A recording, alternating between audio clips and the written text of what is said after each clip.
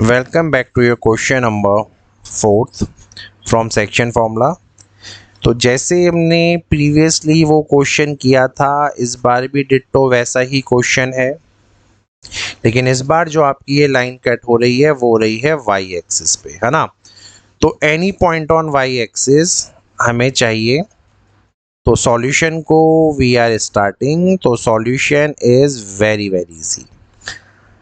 Again आप ratio बनाइए। Let the ratios be k:1। k:1 का रेशियो पिछली बार भी बना था, अभी भी बनेगा इस क्वेश्चन में भी। और यहाँ पे जो पॉइंट है एक्स वाई एक्सिस में पॉइंट P, तो वो बन जाएगा 0, क्योंकि कोई भी पॉइंट जो वाई एक्सिस में होता है, जैसे ये कोई भी पॉइंट जो वाई एक्सिस में होता है उसके कोऑर्डिनेट्स 0, होता है। तो लेट P जो कि 0, है is the point of intersection, तो इस पॉइंट पे इंटरसेक्शन हो रहा है, यानी ये कट कर रहा है इस पॉइंट पे, तो ये बना आपका पॉइंट ऑफ इंटरसेक्शन। तो क्वेश्चन इज वेरी इजी भाई। तुम्हें रेशियो चाहिए, तुम्हें कोऑर्डिनेट चाहिए, जस्ट पहले वाले क्वेश्चन की तरह।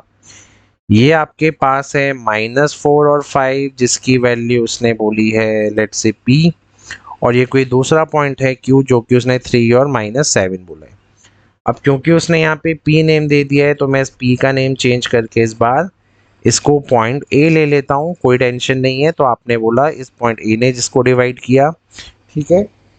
तो जैसे ही A ने इसको डिवाइड किया तो ये आपके कोऑर्डिनेट बन गया 0 और Y। यहाँ तक कोई चैलेंज आपको? ठीक है, थोड़ा मैं बैटरी का प्लग लगा दूँ, वेट अ मिनट। ओके, चल।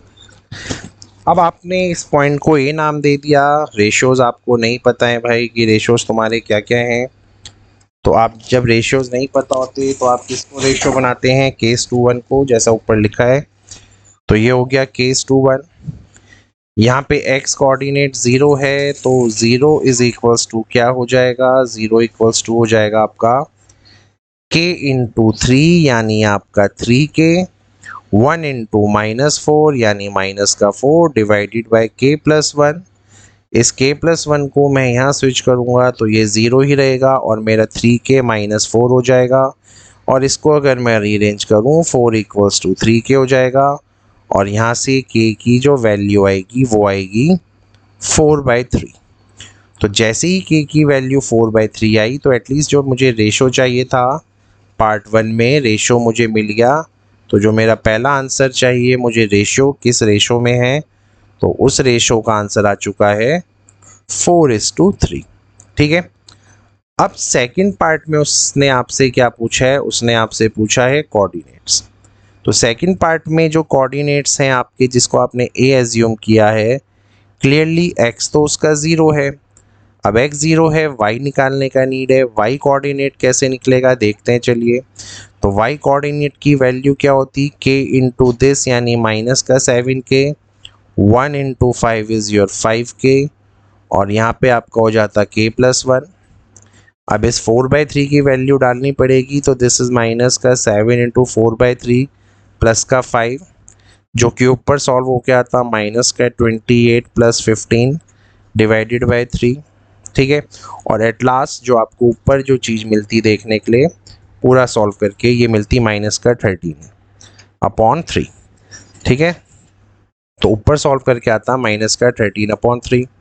अब डिवाइडेड बाय, क्योंकि k+1 भी है, तो ये है आपका 4/3 + 1, और इसका मतलब है यहाँ पे 7/3। तो ये 7/3 हो जाता। तो 3 से 3 कैंसिल होता, तो आपका ये जो कोऑर्डिनेट आपको चाहिए था ये आपको मिल जाता -13/7। तो कैलकुलेशन पार्ट तो बहुत इजी है। So with this way your question is done. Hopefully समझ में आ गया होगा। अब चलेंगे इसके बाद नेक्स्ट प्रॉब्लम पे।